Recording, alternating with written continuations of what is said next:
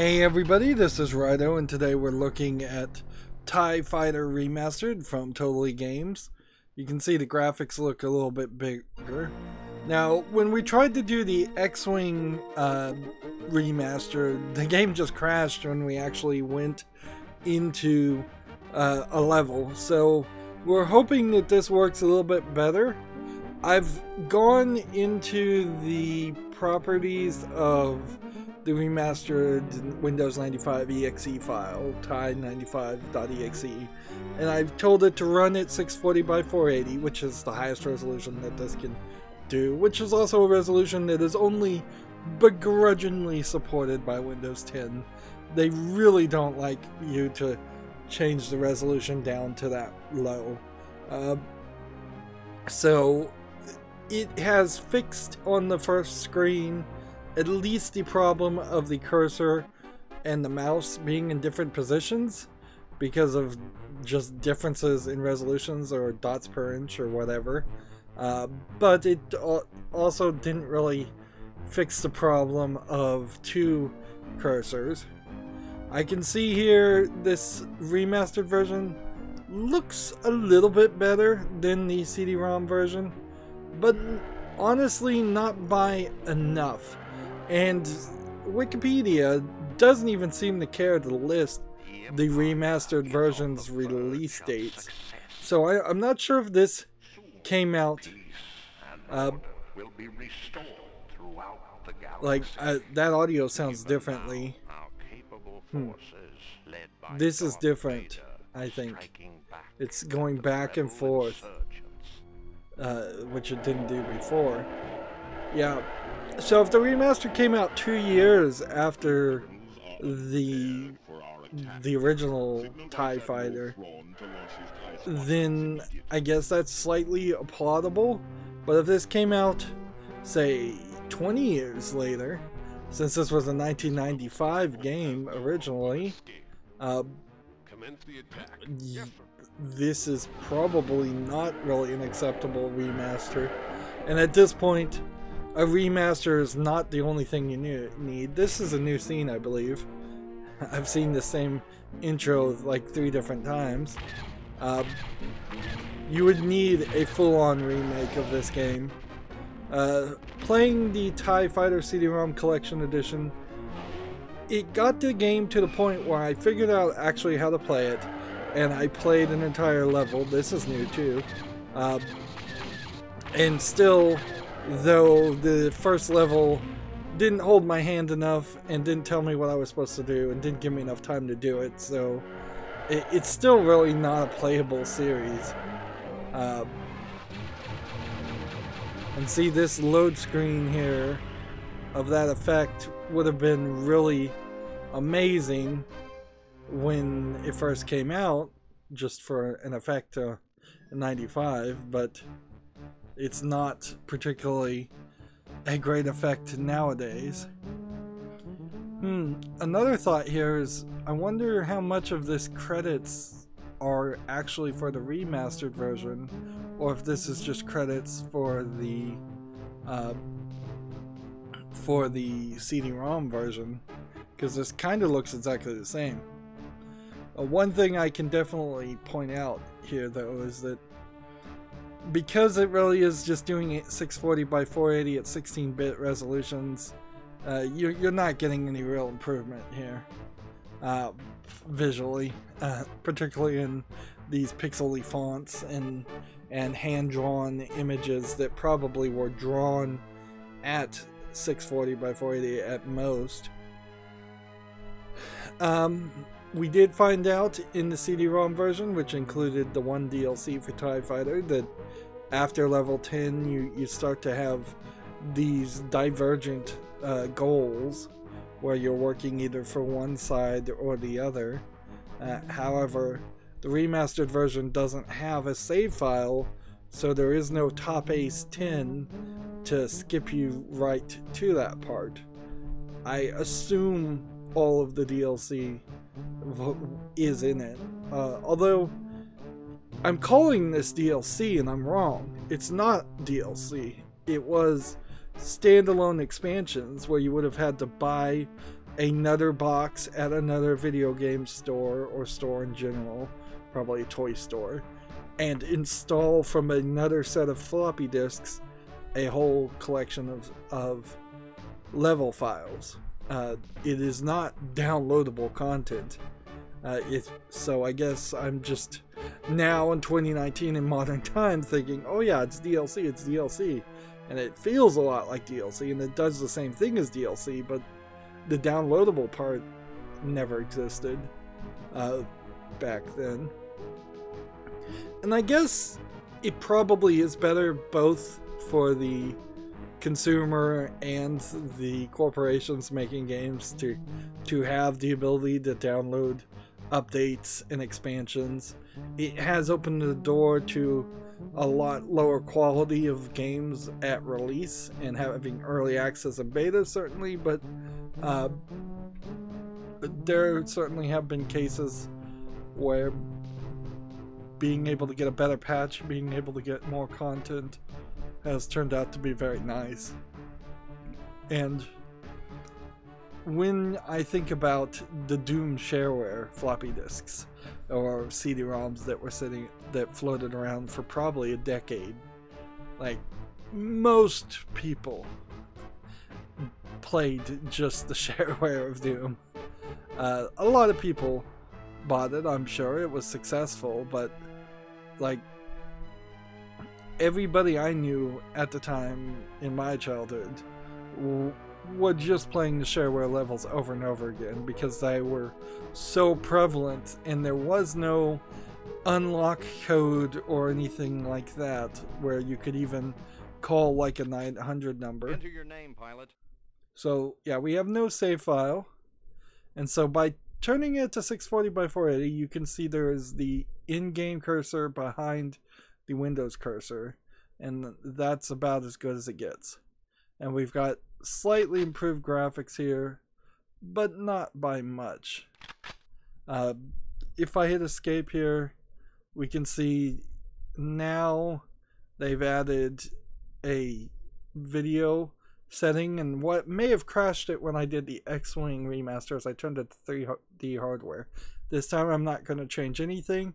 I'm leaving it at 640 by 480 at 16-bit.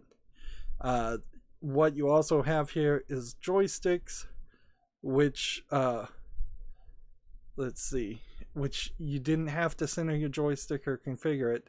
That being said, I am pressing buttons on the joystick and it's not really doing anything to move the mouse cursor around any, but the POV button is getting recognized when I'm hitting the D-pad on an Xbox One controller.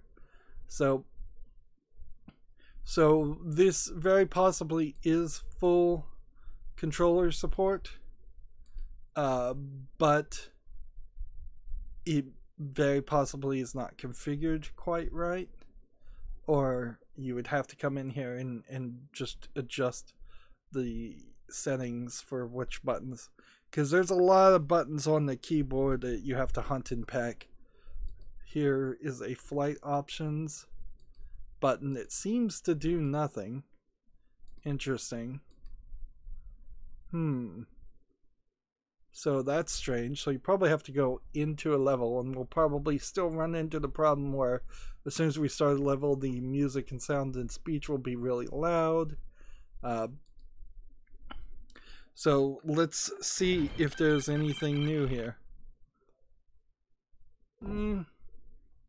Not too much. We'll put it down to easy.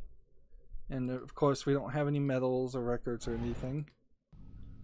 So compared to TIE Fighter before, they've put like a yellow tint on this, and they moved some of these guys around, and that's actually very nice because it's not the best animation ever.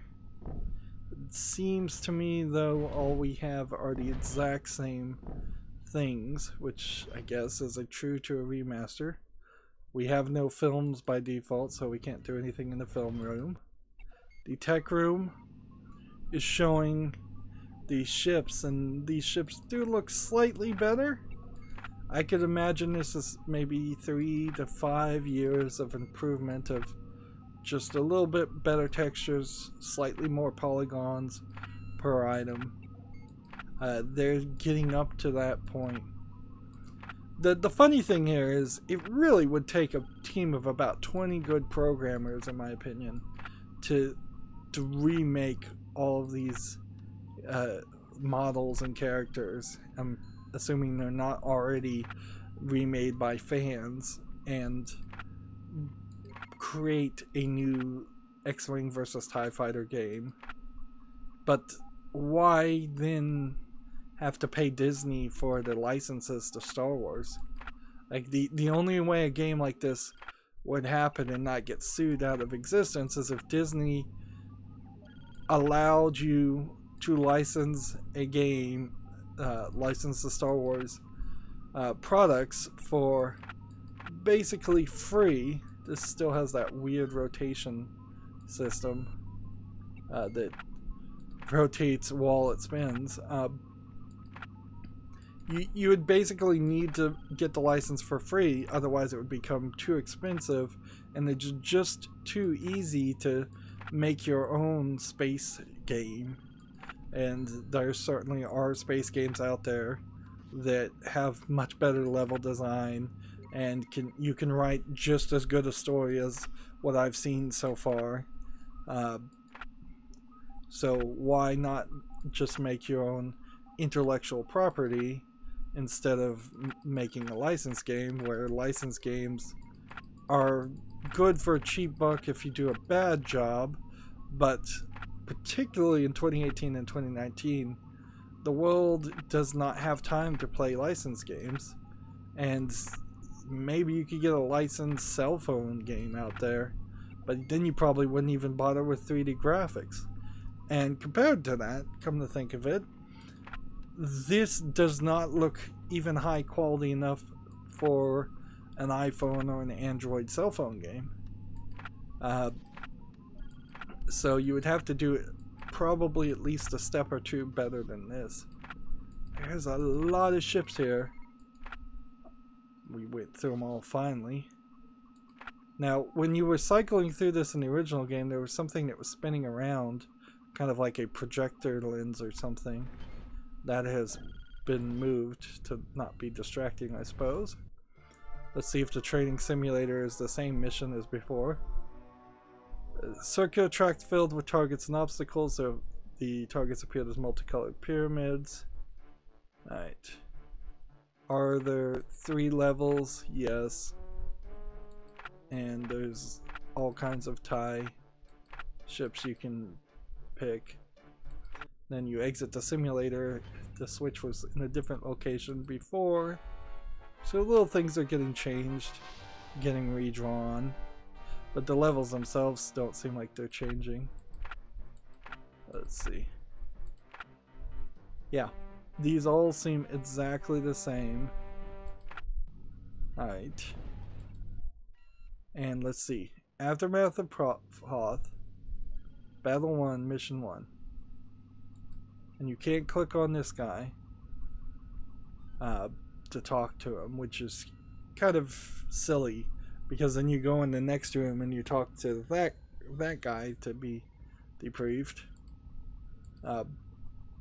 So really, this is just like a level selector button that this page, this screen should have been merged into this next screen. And after level 10, this door unlocks and there's a shadowy figure that gives you the alternate options, assuming that's in there. And then I believe over here this door unlocks to show you a shadowy figure. And then there was just a lag to load to this. Wow, that makes no sense.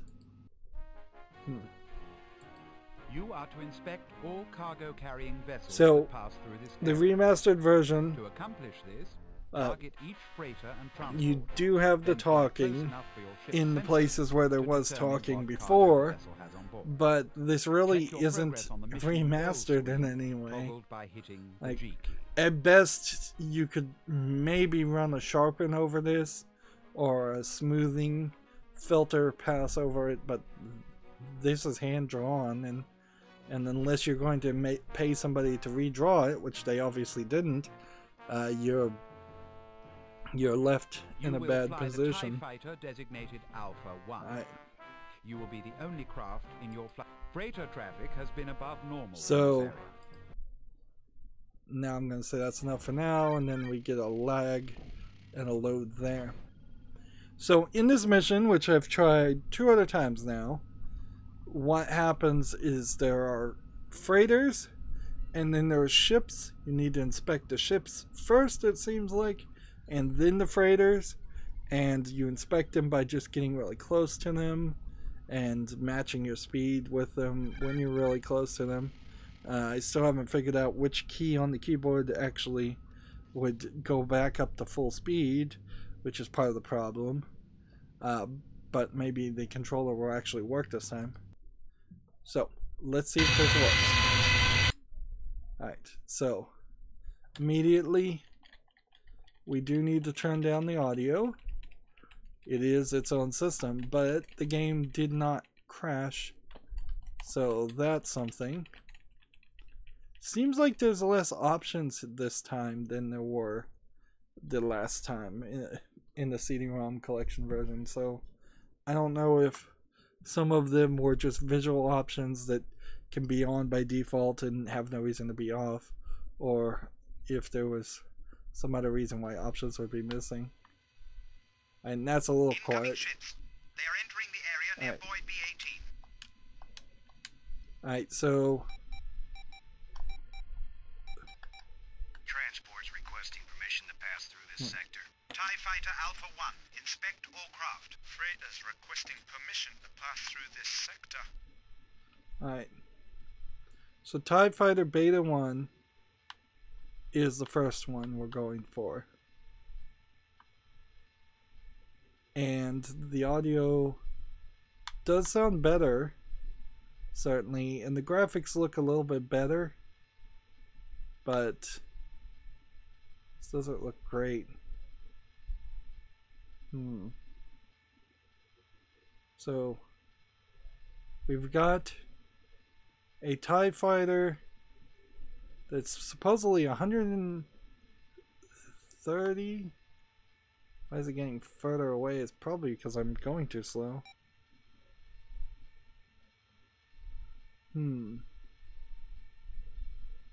Just hit the equal button. What did that do? Nothing. It beeped.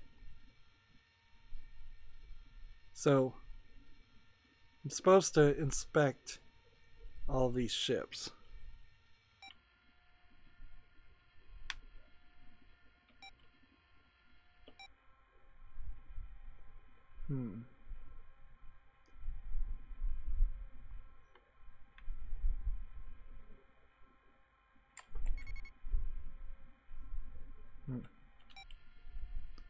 Let's see. I'm not seeing a box around these guys. And you're supposed to just fly near them, but you may have to target them first. There's one.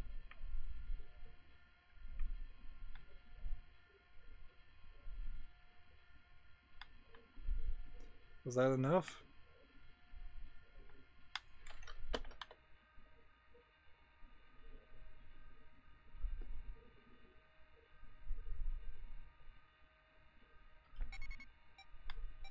Alright, that's 2. Warning. Illegal cargo located on one of the freighters. So I inspected the freight, and I'm looking at the wrong things though. This is what I did the last time. Imperial transports are being dispatched to board the freighter. And see, our ship right now that we have is not fast enough to... it's not powerful enough to take on these guys. And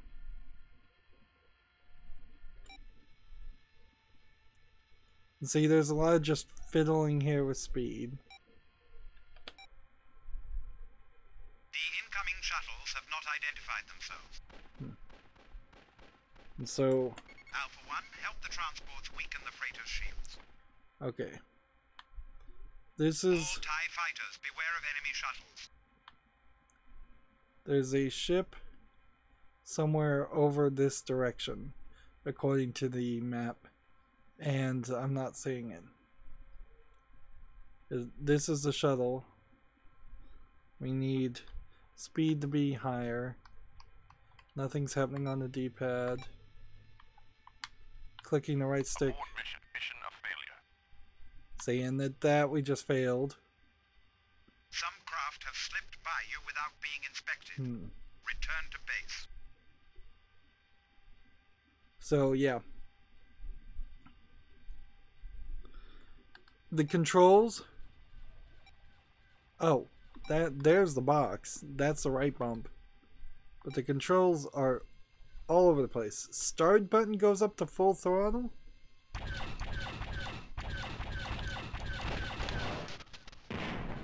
And there we can crash into that. Okay. So the remastered version, if you don't, one would assume that the X-Wing remastered version will run to, if you enable 640 by 480 and you use a controller and you remap the controller buttons to something that's more realistic, it is playable. Unfortunately, just like the CD-ROM version, which arguably takes less time to get set up and gives you a save file to skip to the level 10, which does not come over on the remastered version.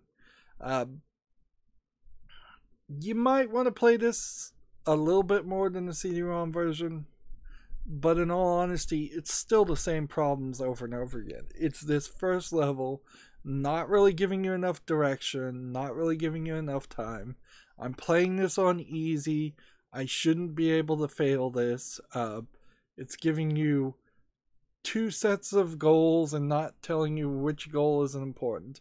And even when I did know what goal was important, hitting the T button to look for the closest thing to target, which is, I think, the button I'm supposed to be hitting. Maybe I'm supposed to be hitting the R button instead. But I'd only know that much if I had actually followed the training and tutorials. So there's a question here as why even let me start mission 1 when clearly you need to have a hard limiter to say you have to do the tutorials or you have to go in the menu and skip the tutorials proactively. It's way too easy to skip the tutorials and not know what to do. You're still very much by the default setting hunting and pecking all over the keyboard for different keys, and yeah, even if the controller things were fixed, you're still in a position where this time you're not taken to a get medical help, you're taken to a secluded prison planet. Interesting, this is different. It's the actual... Actually, I think the whole level is just bad. It's just a bad first level. And so if you're going to remaster something, don't remaster the menus, which is basically all that has been done here. Remaster the game itself. Remaster those levels. Make this easier. Make this make more sense. Don't give the same experience. And at that point, when if you're remastering the levels and changing things, you're really making a remake. And that's really what this comes down to, is that I think a remake is very much due. Now, personally, I don't know if TIE Fighter or X-Wing were actually that successful. Maybe it is the 3rd or 4th game in the series, even though we've now played 6 different variants of the first 2 games. Maybe it's when X-Wing versus TIE Fighter comes out that's the generation ahead.